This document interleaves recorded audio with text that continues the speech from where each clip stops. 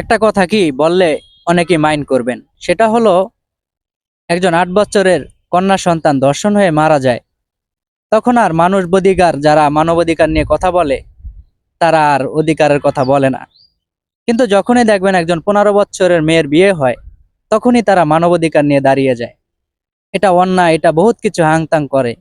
কিন্তু যখন একটা মেয়েকে নির্যাতন করে মেরে ফেলা হয়, তখন তারা কোথায় থাকে? এই যে দ্বিমুখী আচরণ কিছু মানুষের, এটা কি তাদের নৈতিক শিক্ষা নাকি তাদের স্বভাবগত চরিত্র? আমি জানি না। তাহলে যদি স্বভাবগত চরিত্র হয়, তাহলে এগুলা তো অবশ্যই চেঞ্জ করা দরকার। সবার দিকেই সমান দেখতে হবে।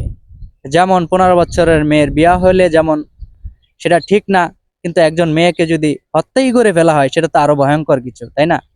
এজন্য বিচার ব্যবস্থাকে আরো কঠোর হতে হবে এবং দ্রুত বিচার নিশ্চিত করতে হবে।